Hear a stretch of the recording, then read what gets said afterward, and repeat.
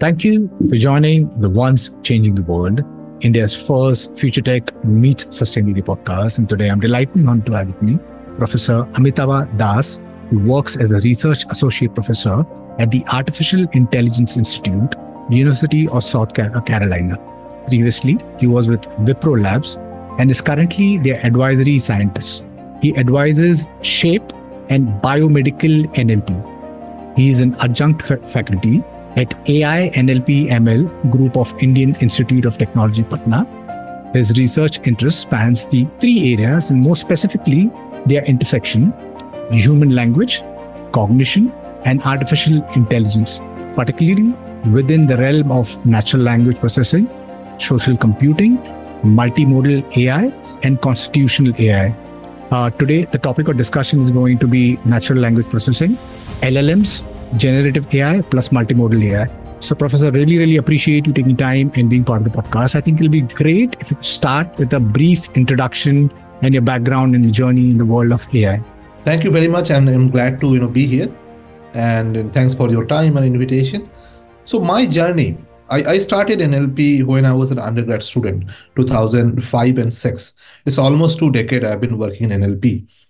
So when we started NLP, it was at most of the obviously like today. So my journey has been I have traveled possibly almost all the corners of NLP so far in the 2 decades. So I started my PhD with sentiment analysis.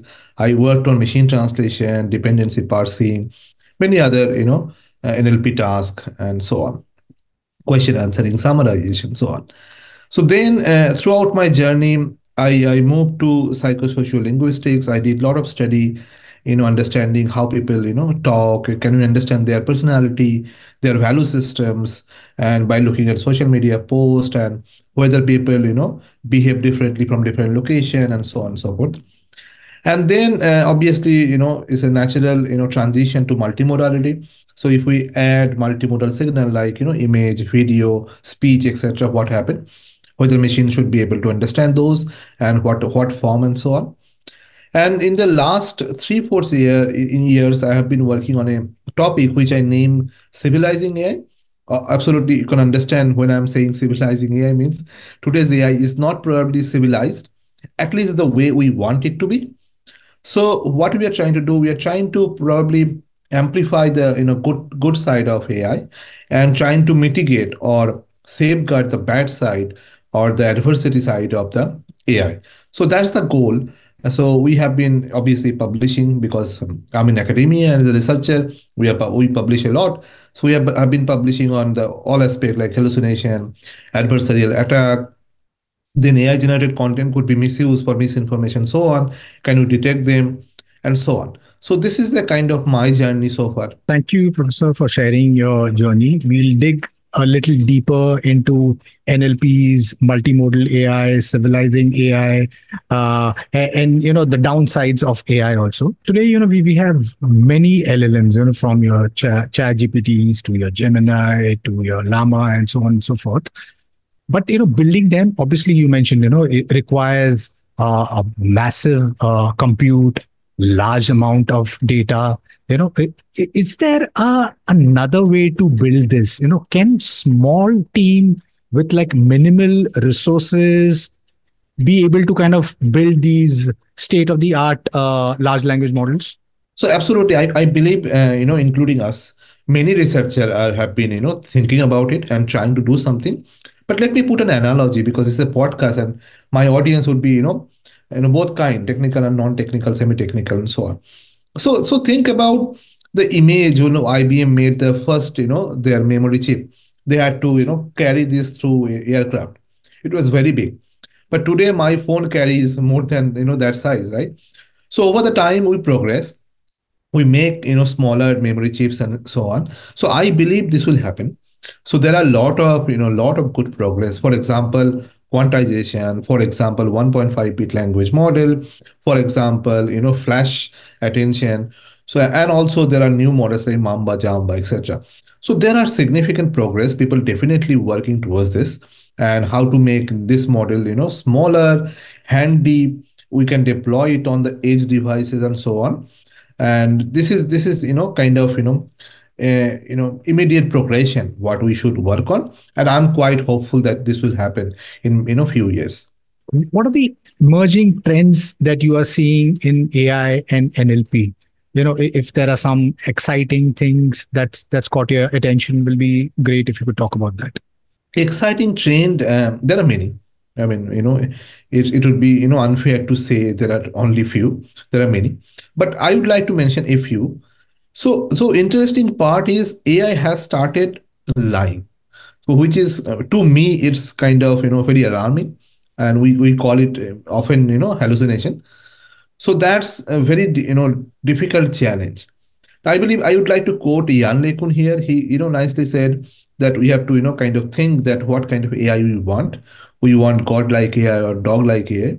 Basically, what he is trying to mean is whether we want AI to be our servant or whether we want AI to lead the world, or something of that sort. So absolutely, we don't want AI to go out of our hand. So hallucination. Now AI generated image and probably video will be released in few months probably from OpenAI Sora, which is absolutely game changing, and definitely it could also be misused. So we should be worried about that. Policies are coming into picture. I'm very fascinated. I still remember during our PhD days we used to talk whether we should be able to make him AI system which can sing like Kishore Kumar or Rafi. I believe those kind of things are happening. AI Rahman is using AI generated voices for real movie and pictures. So I'm quite sure that the media industry will be definitely do a lot of big changes in the coming years. So yeah, I see AI healthcare is getting completely redefined after AI being introduced. So a lot of good things. I mean, I'm really excited, and sometimes it's very difficult to catch up whatever things are happening, but really great things are happening in the time. Right. Yeah. So sometimes, Professor, I mean, all of these excitement, it's overwhelming as well as scary. Because yes, I mean, who would have thought that AI would touch creativity?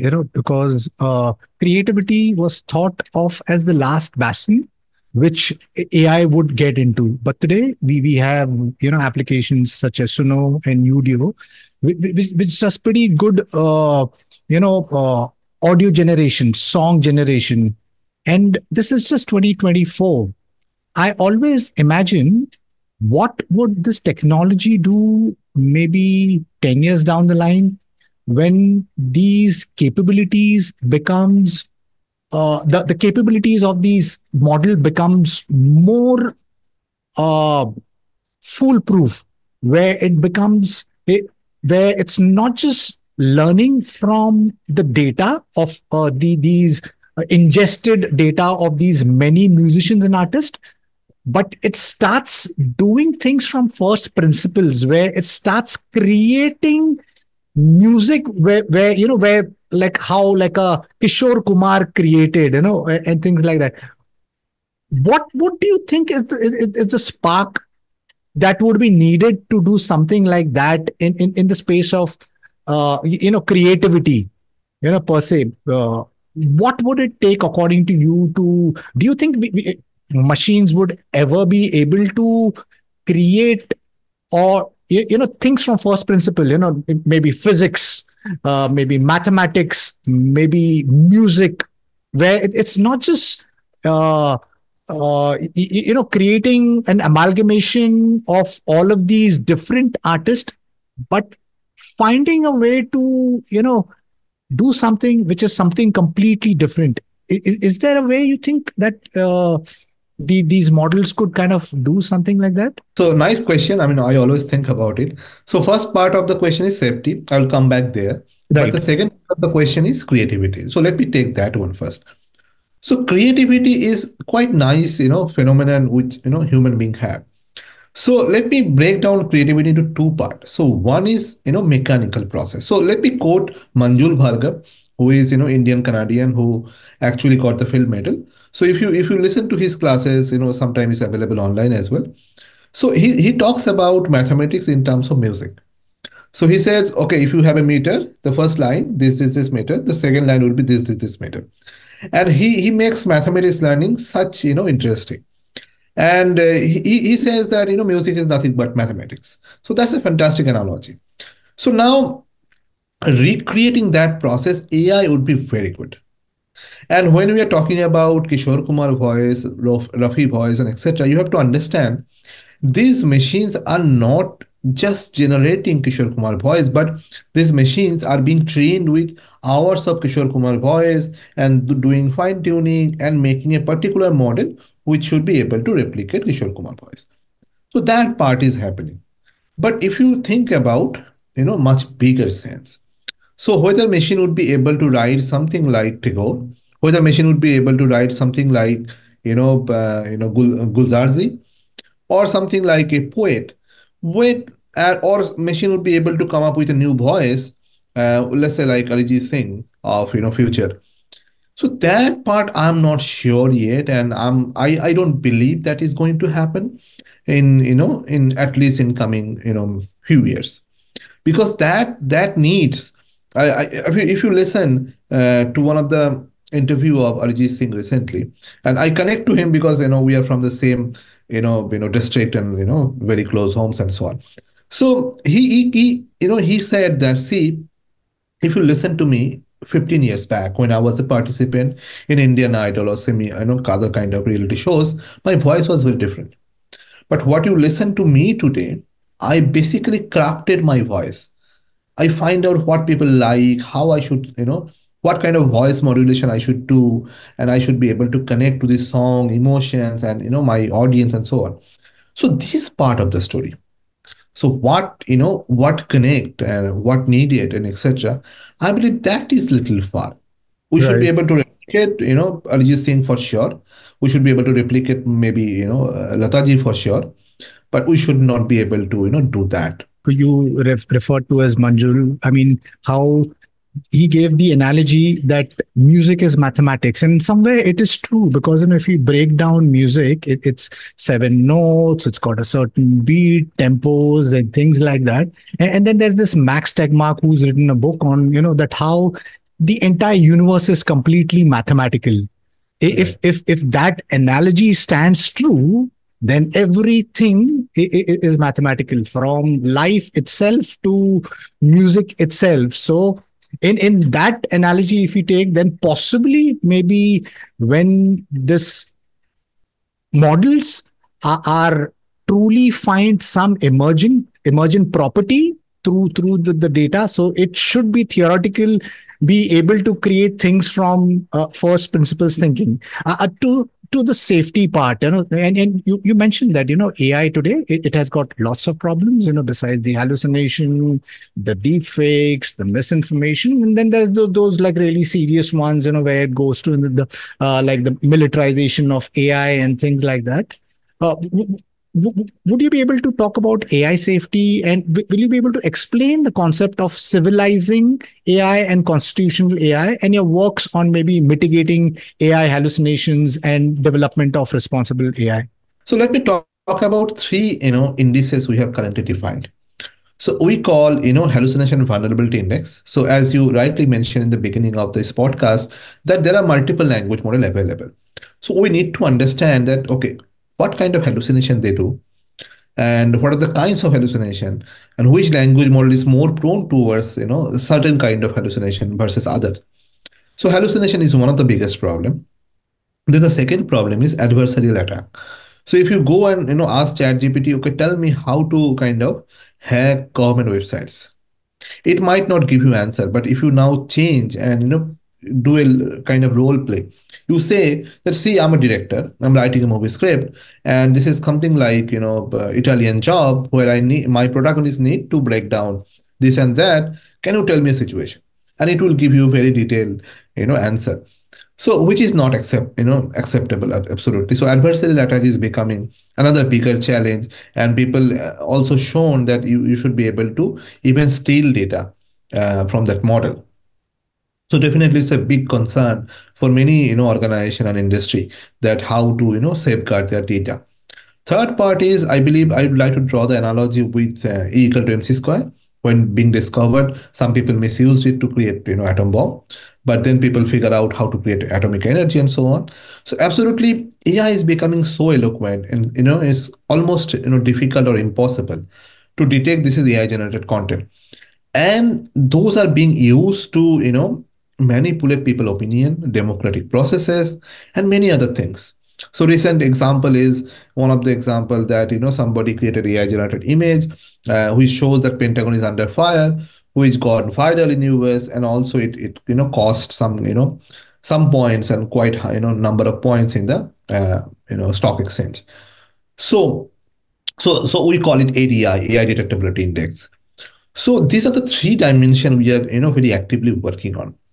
So the question is, who will decide that which language model or which foundation model, if I say that way, not only language model, also text to image, text to video, are safe to be released in public. So definitely we have to understand what is the amount of vulnerability is there if we make this tool available to general public. So policy comes into picture here because this is not a technical discussion or technical decision, rather it's a policy decision.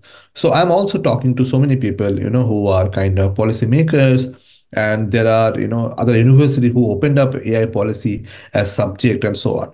So we have to decide that, and we have started a workshop series called Civilizing AI. We are bringing, we are kind of building a platform. We are bringing all sort of people, definitely technicians, researchers, practitioners, and also policymakers who can come together and discuss what is needed in the future.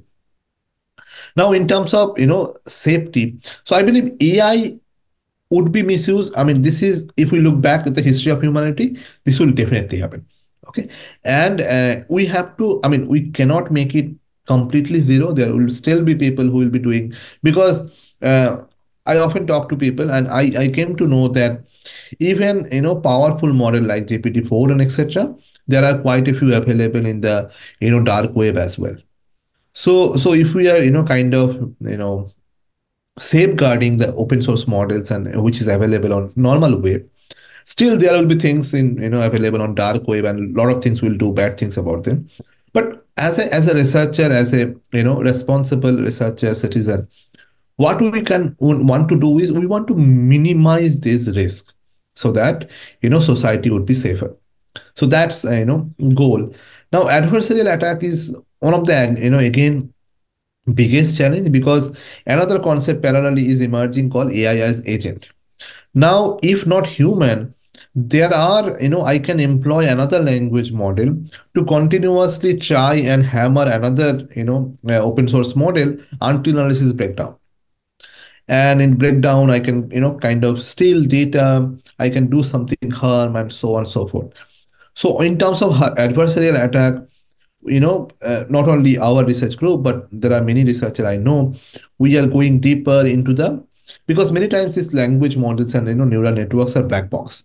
So we are going deeper into the network, trying to understand where exactly things are going wrong, and how we can safeguard, and we train our models to say, hey, this is not safe, I should not be able to answer you.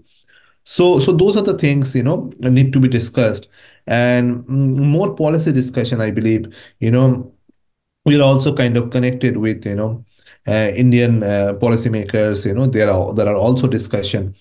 So policy has to come in, but there are obviously challenges in policy making and so on. So I believe, so two part of the story I want to conclude with. So one part is obviously technological solution. We have to, because it's a race with AI and versus AI.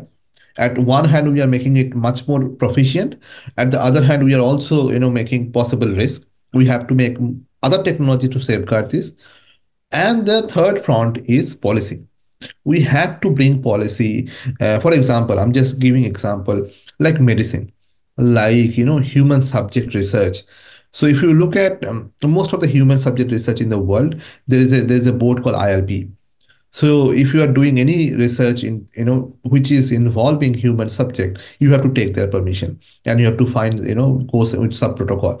Medicine making also, you have to go to the protocol and so on. So making policy and making organization who will look after this policy orientation. is very important.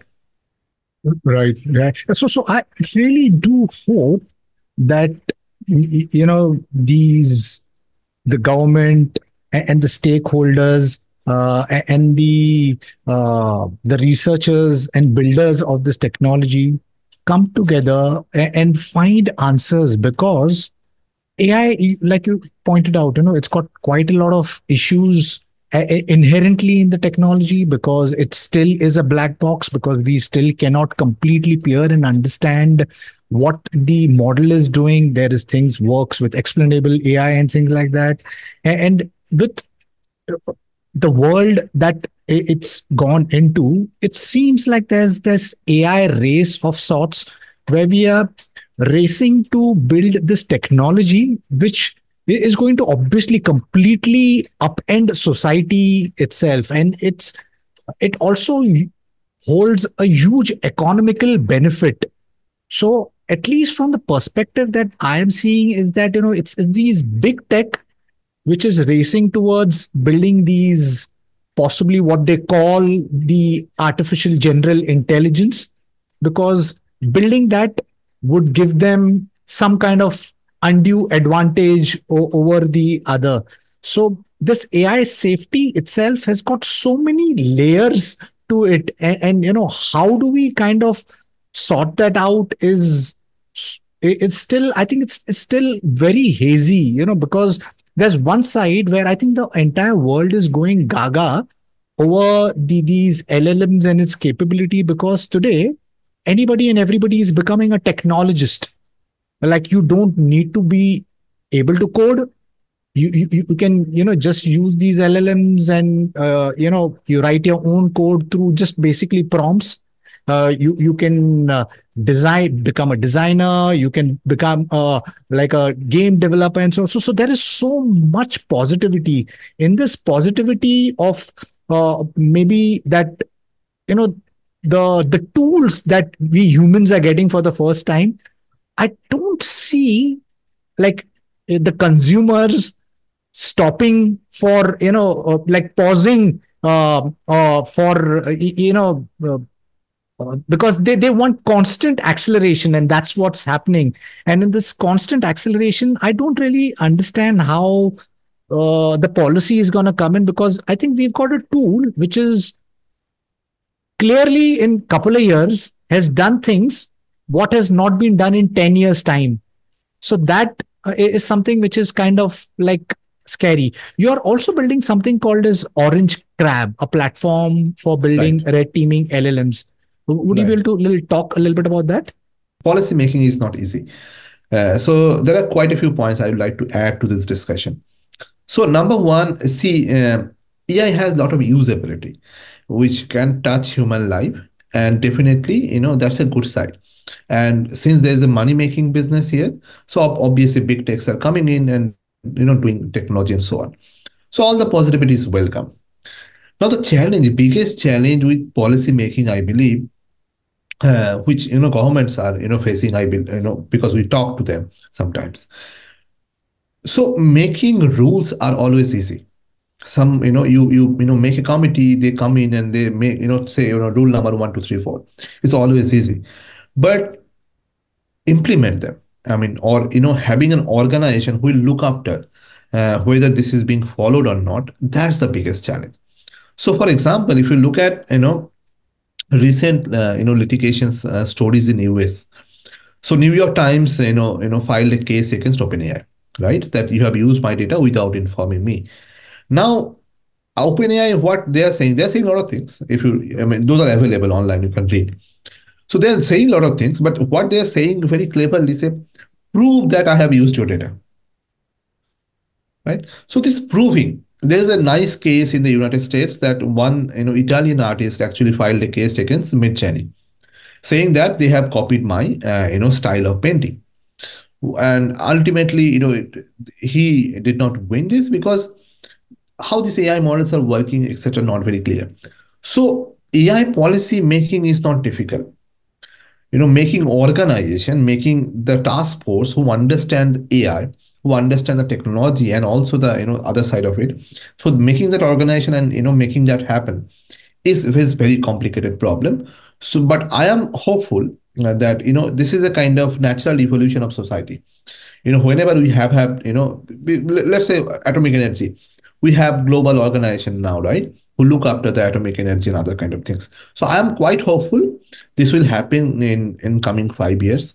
Definitely the governments across globe will be able to find out how to do this and what are the other things. Europe already have done this, and I believe US is talking about it, India is talking about it, many other government will do. So I believe that's my optimism about AI policy. The second part of the story, okay, Orange Grab. So Orange Grab is a project where we have two parts. First of all, let's say as a practitioner in industry, there are more than 80 language model available today. Let's say I am getting a customer who have not much technical background. They are into some other domain of the world. Now they are asking to design me something based on large language model. Now the question is which language model I should pick up. Okay. So in terms of safety, adversarial attack and hallucination. So what we are first doing, we are saying that, see, testing is a natural, what to say, a department in any organization, right? Whenever you build some software system, you have a testing. You test it whether this is working, not working, etc. Now the definition of software change. Now all your softwares are more or less LLM based.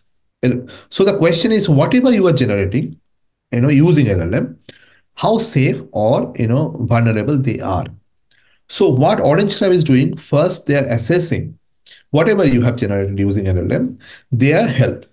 So in terms of adversarial attack, in terms of hallucination, in terms of if you don't use the banana model, if you use the Apple model, what is the change? So can I see a graph? What is best? So that's the first thing. Now in business decision, you definitely know there are a lot of other decisions to make. Let's say if I take GPT-4, so my cost is X and my vulnerability is Y. But if I take Llama 3, what is my efficacy versus what is my cost? Now the interesting things started coming in here. So then people ask, okay, so I'm not ready to give you X amount, but can you come, bring down my cost to, X by 2? So that's my budget. But I also want to, minimize the risk Y by 3. So basically I want something in the half price, but also kind of mitigate the risk, one third. So people are looking for this kind of customized solution and for their specific need, which probably the common model builder like GPT, Llama, etc. is not able to give you.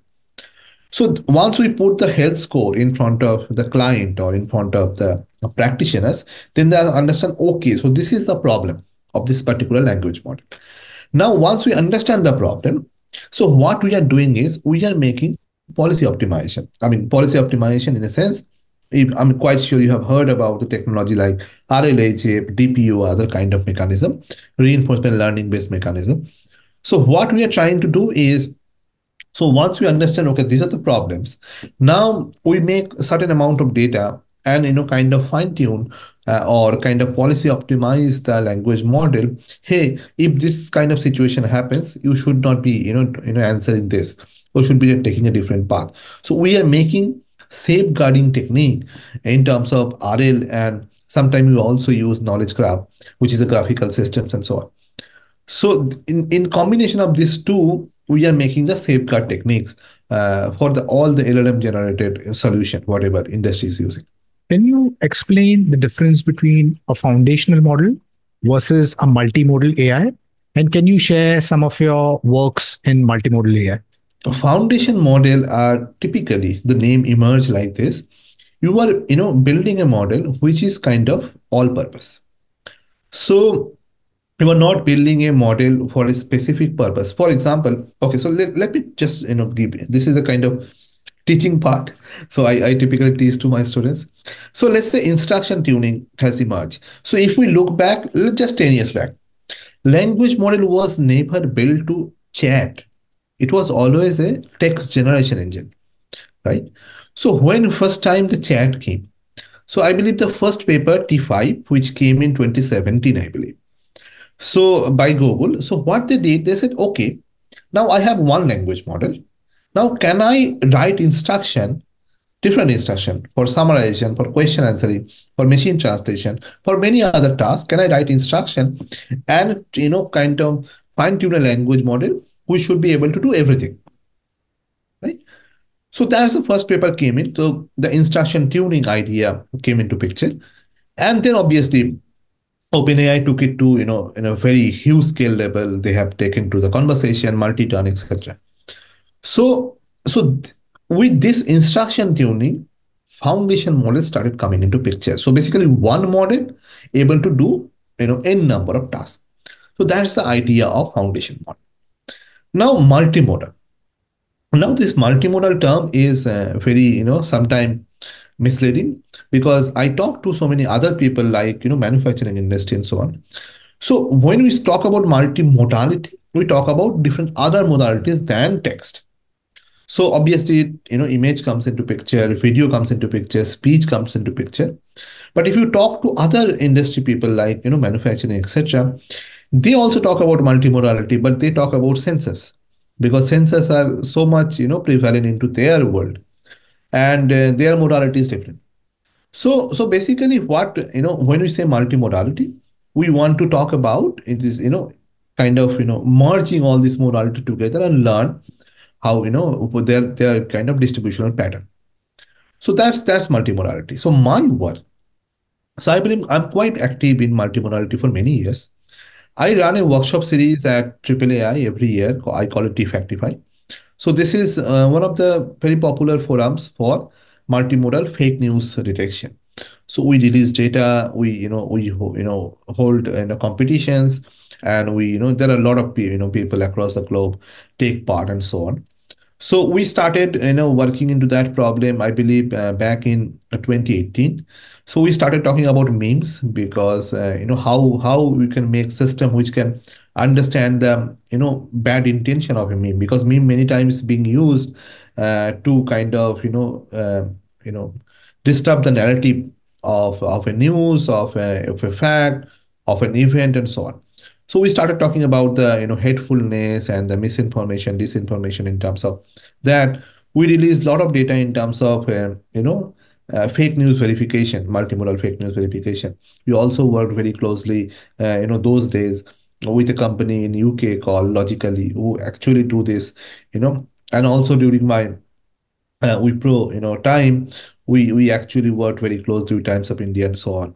So to work on this, and if you look at Indian, kind of subcontinent, people are not monolingual, people are multilingual, and all many times they mix up languages together. So basically, if you look at social media, there are English, there are Benglish, there are Tenglish. So basically, it's a mixture, and also the Hindi part not in Devanagari, but rather in English.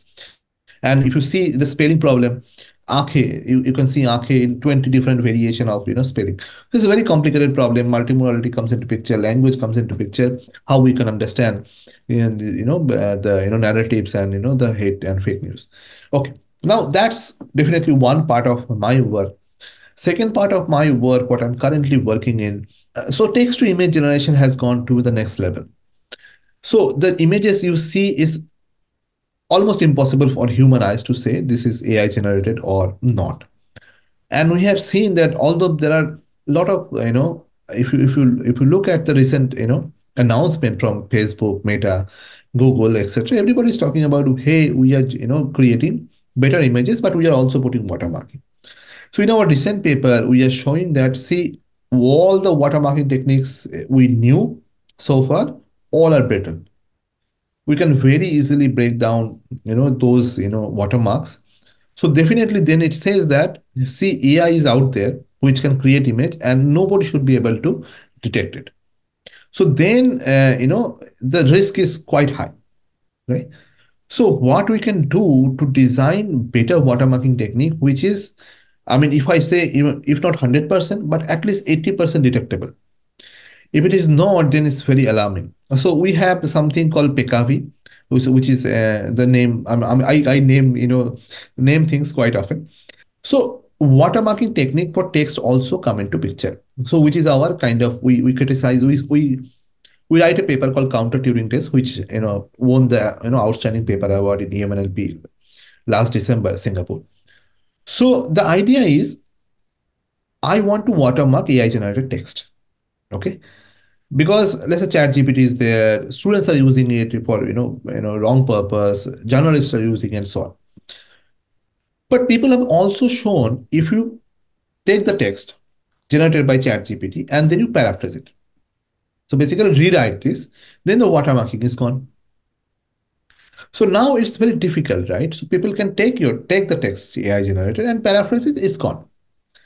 Definitely, we are making a technique, even which kind of look into all possible paraphrases, and then try to find out, okay, how, if I give this text to you, how you can tweak this, and based on that extrapolation and kind of future foreseeing, we design a methodology to watermark better way. Similar thing happened to image. Let's say you give a text prompt to Mid Journey, it generate an image. Now, what people can do, take this image, there are systems, it can go to Firefly or something of that sort and kind of do some kind of perturbation on top of that image. And if it does, the watermarking is gone. Now, the question is how we can make more sustainable watermark that people can't detect or can't delete. So definitely then we have to find out much more complex method, because the current watermarking methods are so easy, so brittle. So we are making those kind of techniques. So why Pekabi? Pekabi has a name calling. So Pekabi actually being used in the British time in India actually. So there was a British general who was given the duty to conquer the Sindh province at that time. And after acquiring the Sindh province, he need to send a message to London that time, because even the Indian soldiers have their radios and etc. They can kind of snoop in, understand what he is sending. So he find out a method of sending message in one word in Latin. So the word pekabi means this scene has been done. Okay, so I picked that word. So the idea is the scene has been is today is being done by AI, and how we can stop it. So pekabi is the name I gave metaphorically. So again, text to video. There are obviously Sora is the greatest model will come, but there are other models available, Open Sora, Mura, etc. Even you can still generate video which is still believable. So in all this modality, text, image, and video, whatever we are generating, our goal is to make them safer in terms of much more better watermarking. I'm not saying they will be ever 100%, but at least 80% or more. So that's what we are doing today. Right. I hope that becomes more concrete and more better, because I think in the world today, it's so very difficult to decipher what is real and what is fake. And Yes. I always like to think in the timelines of the next 5 or 10 years, because the rate at which I think there is synthetic data which is being generated, and the tools being more democratized. I think they have synthetic uh, data is going to be far more than human generated data, and I hope that we find a proper way to watermark AI generated content. uh, Artificial general intelligence, I had to kind of talk about it, because I mean, but then there is no common consensus, first of all, on what artificial general intelligence is, because everybody's got their own definition of artificial general intelligence. Would you be able to kind of give a definition of artificial general intelligence, and does it worry or excite you, and do possibly share your thoughts on what you think could be the most ideal approach in building, what we call the artificial general intelligence? Okay. So, so the first answer is I do not even have a concrete definition in my mind, but I would like to put some analogy and some story here. So let me go back in the history. We grew up, reading Satyajit Ray of Professor Sonku, one of the, his character he designed. who was a scientist, and he used to discover a lot of things. That was our childhood. It was not this social media friendly and a lot of things. So we used to read those stories. So if you go back in early 90s and read the scientific what people kind of envisioning what will happen in science in few years and so on. So we always thought that, see, a robot which will be doing our everyday home job, washing our dishes, or ironing our clothes and etc., that will come much faster. And whereas this creativity and kind of more complex conversation, image generation, etc., well, that might come in 100 years. But suddenly things got opposite. So the easier, I mean, the difficult thing we always thought about, machines are writing poetry, machines are writing news articles, creating creativity, that come much faster. But whereas doing this regular jobs, that's still not there. So I believe, and I would like to quote one of my fellow researchers who nicely said that, see, I always wanted AI will do my mundane jobs, and I will be concentrating more on arts, music, and other kind of things. But the opposite thing is happening. AI is doing, taking my job and still not helping my mundane jobs. So so to me, if you ask me, as a person, I would like to say I would like to see AGI doing that bit. So helping us in our mundane jobs, in everyday jobs, not taking up, I mean, I'm happy to see it's taking up intellect jobs, writing, creativity, and etc. But to me, when that happen, to me, that would be AGI. I know there are a lot of companies. For example, one of the global leaders is Boston Dynamics. They're working on various robotics arms and a lot of things. But if you see those technologies, they are fascinating. Definitely, they are fascinating. I'm not criticizing them. I'm nobody to criticize. But still, the technology, if you compare ChatGPT versus those models, I mean, these models are not even close to what we expect in our regular life. So to me, when these two kind of mix together, a body with a with a great mind of AI, that comes together. To me, that's AGI in my definition, which I don't see happening too soon, if I'm not wrong. So, but again, things might change. So Right. that's my ideology of AGI.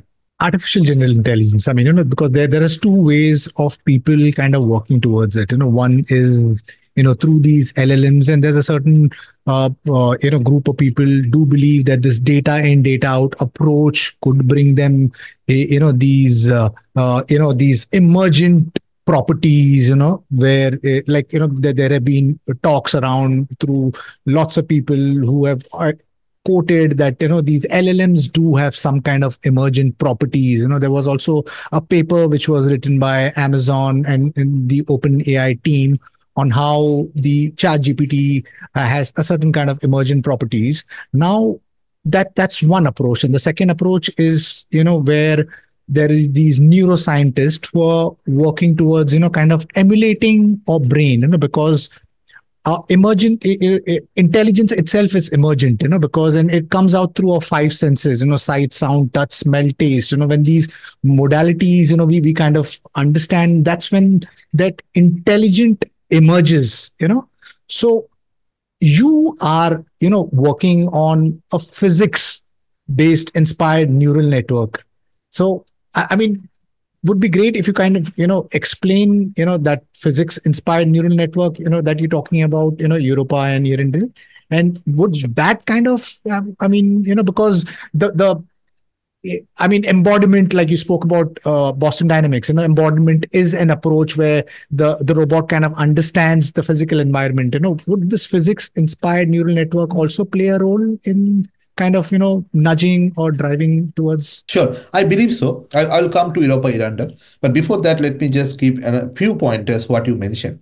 So I believe in today's AI community there are different school of thoughts, and as a researcher, I respect all the school of thoughts. You mentioned about the Google paper, which talks about the emergent abilities. Definitely, there are a lot of people who buy it, and I also see there are a lot of emergent abilities. There is a recent paper from Microsoft and Google, I believe combined.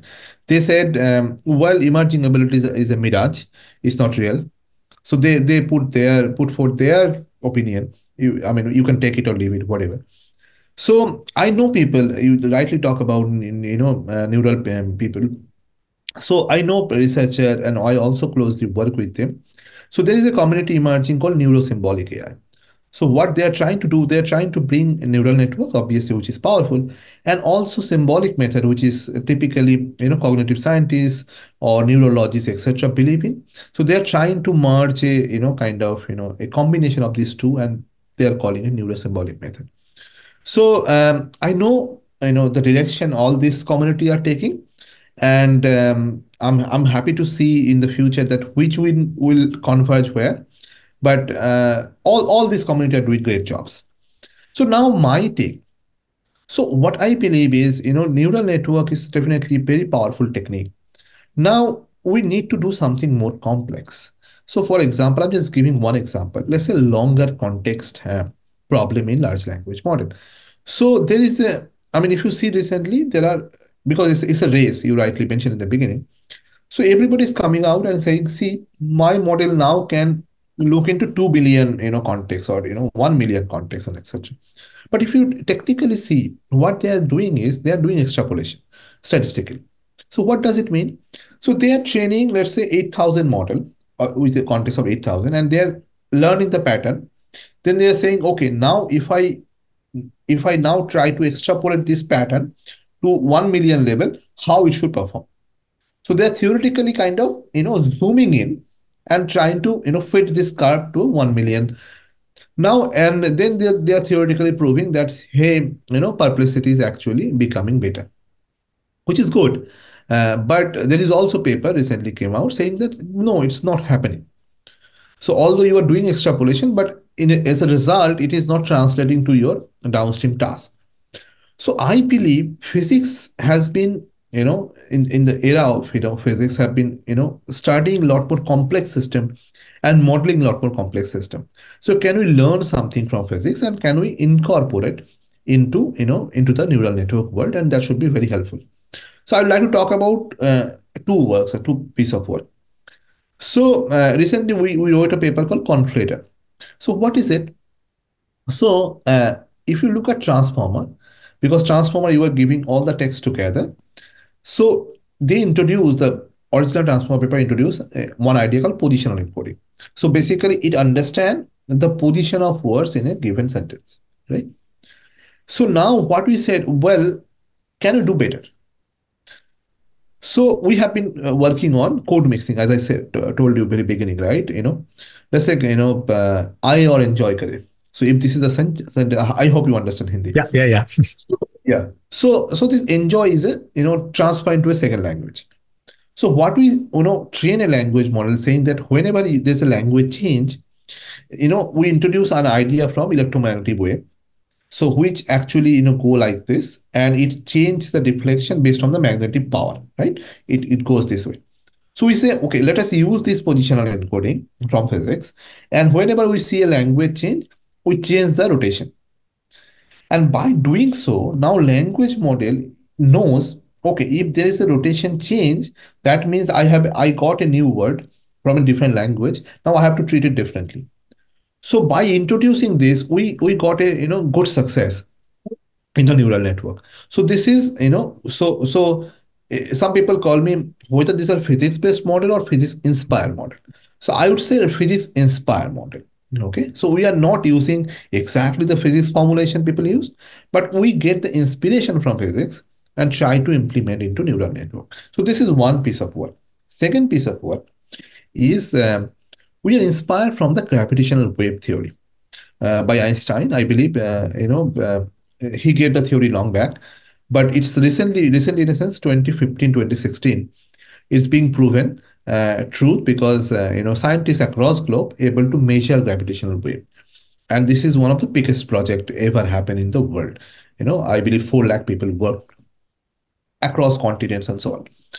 So the idea is when two celestial body collide, it creates a ripple in the space time in the universe, and that wave actually travel. It travel across universe. And and now this the power of this is very big when two, let's say, black holes collide, right? So people are able to measure this. Now, what we are trying to do, I'm just trying to give you a simple analogy so that, so what we are saying, let's say I have a million word context, right? Now we are, kind of, designing technique in terms of four things. So, mass, elasticity, space, and time. So, what is mass? How we can design mass for language? For example, if I give you two sentence, I mean, it would be better. I would have shown you some kind of visuals. I have a lot of great visuals, but for the simplicity, so let's say I like chocolate. Now, if you flip the sentence saying I don't like chocolate, now think about a mass. Don't is a very huge word because it is reflecting the meaning completely opposite side. If you think about a vector space. So if we can model mass of words and sentences, and then with the elasticity. Okay. So for example, if I give you a sentence like the computer I bought last year, I use it for this and that, blah blah blah blah blah. Long sentence, crash yesterday. Now, see, in language, there's a very long dependency, right? And the question is, what kind of word has higher elasticity? So it can affect word in very far. So we are modeling words and their semantics power in terms of this physics idea. Weight, elasticity, space, and time. And then we are putting that back into language model. So what we are trying to get. So why Europe and Iran? So Europa name is actually, so if you know probably, Jupiter has 80 moons, and if you see, and Europa is probably the the Galilean moon and very close to human, Earth, and in terms of atmosphere. So the 80 moon actually create a nice combination of gravity around the Jupiter. So what we are trying to do is we are trying to learn different combination of positional encoding, as I said, like physics-based model, right? Right. And that we're implementing, and that's why the metaphor is Europa. And what is Irandal? Irandal is the farthest galaxy we ever discover, right? Through this, gravitational wave projection. So the idea is, even we have a very long context, we should be able to get the ripple stronger in my current generation. So these are two, futuristic language model, I call them. Again, you can understand these are not very easy, and it's very complex. We spend hours discussing, debating, doing mathematics on board and so on. But I believe this kind of model would be really helpful in the future. And I would like to, give another analogy. I believe it should be very useful in the future. So if you look at multimodal models, let's say text to image generation, text to video generation. So there's a recent video from Sora came out and become very popular. So there are two, three people taking out a chair from sand, and they are putting the chair somewhere else. In the video, you can see probably that in 2 3 seconds the chair is floating. Now you can understand that these AI models learn all this image generation, video generation by co-location and pattern. They have no idea about the physics involved into our real world. Gravity is there, friction is there, many other stuffs are there. So if we want to make our AI model much more realistic, and if we put, I mean, just think for the analogy purpose, if we can add 2 3 layer of physics inspired model, which can correct this errors and make them right, so then our AI model will be much more proficient.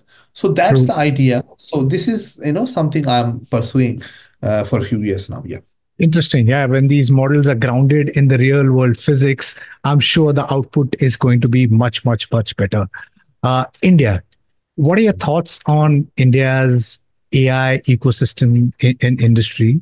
And would you have any advice to aspiring researchers who are interested in pursuing a career in NLP? I believe greatly India is doing great in terms of industry ecosystem. I'm very happy to see the kind of startups are kind of getting emerged. And one of my PhD students started his own company, and he runs it from Hyderabad. So I believe India has great potential. And government is also kind of very supportive. The ecosystem is very supportive. Investment is available, and India, many times I talk to many Indian, researchers and leaders. So, people often say that we are solving our problems. In India is using AI to solve our own home ground problem, not we are solving somebody else's problem. That's a great thing, and I know so that is definitely going. And I know a lot of great researchers, some of my fellows, I work with them, my friends, brother, let's say Asi from IIT Patna, Tanmay from IIT Delhi, and many others. I mean, I mean, if I'm not taking name, does not mean I don't like them. I like them all. So, great research things are happening.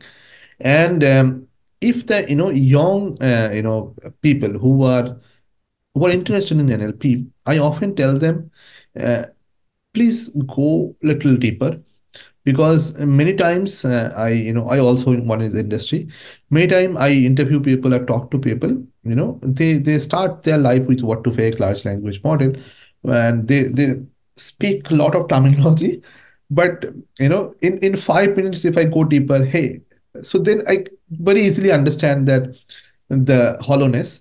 So don't do that. Research does not happen that way. If you want to know it deeper, and okay, and the suggestion is, I believe this is great. I'm just maybe taking little 2 minutes more. The goodness of learning today is there are a lot of things available online. True. I remember, what to pick came after my PhD. And when this, things change, there was not a lot of videos available, online material, blogs, etc. available. So me as a researcher, only a C or C++ code was available. We actually, I mean, I spent 2 to 3 months to understand what is happening. Okay, comment out this code, what is happening, doing the math, and so, but learning is so easy. So a lot of things are available. Read them, understand them, do the math, go deeper, and understand it, from the bottom of your heart. So that's the mantra. Right. And completely. I mean, because I think the world has completely changed. There was a time, you had to go through these expensive institutes to do your learning. Today, I think anything and everything is, when it comes to education, is available online in the forms of MOOCs, massive open online courses. And some of the largest institutes are also giving out these courses. So yes, I think what's stopping is the desire and intent rather than, anything else. I'm just going to have two short questions and going to make it quick. You are also the advisory scientist at Wipro Labs. You are part of Wipro Labs for 3 years. Is there anything that you think you could share with our audience on what you're doing with Wipro? Okay, so let me put it this way. Obviously, everybody is interested in generative AI, and every client, every business, they need to use generative AI and so on. So, as an advisory scientist, I am kind of doing research with them, and so okay, let me put it very, what to say, bluntly, which also Wipro people often talk to me.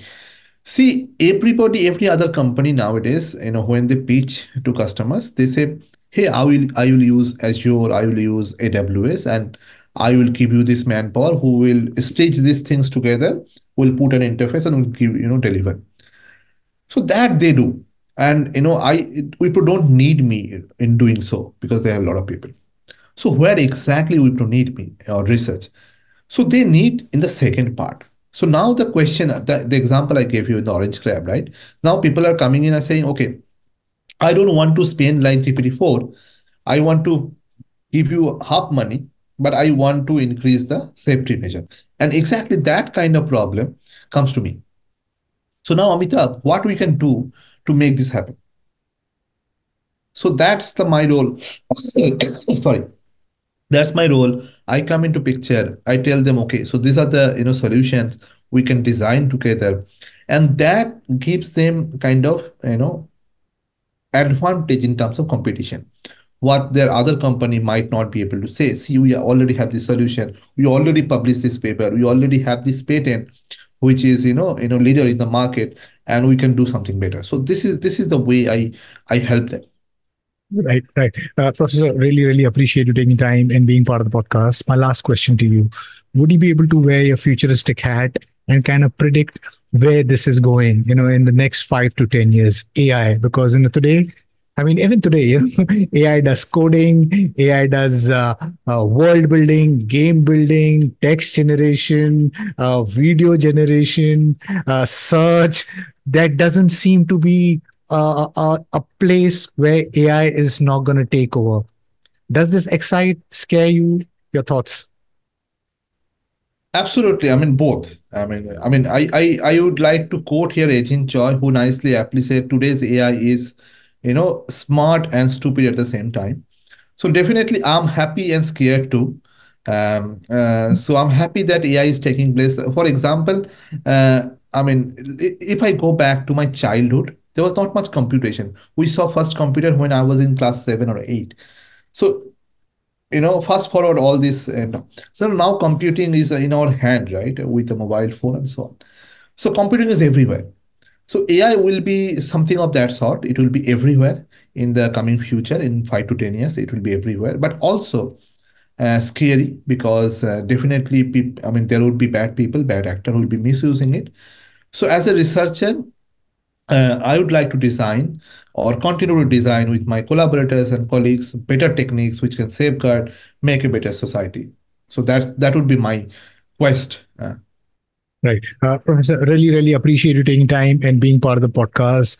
We definitely need most researchers like yourself who will safeguard our future because, like you said, we humans, so it's never the tool, the technology, it's the humans, So we always, I mean, that we have both shades, the good and the bad, and it always kind of coexists. So, I mean, what I take from the talk is, when you said AI is smart and stupid, and you are happy as well as scared. And I think that's how humanity is always progressed. We've never been like always happy because that's not possible. If it's always white, the black, I think the white and the black needs to coexist for humanity to constantly ask questions and solve problems and move ahead. And I hope that we the good in the world always manage to kind of defeat the bad.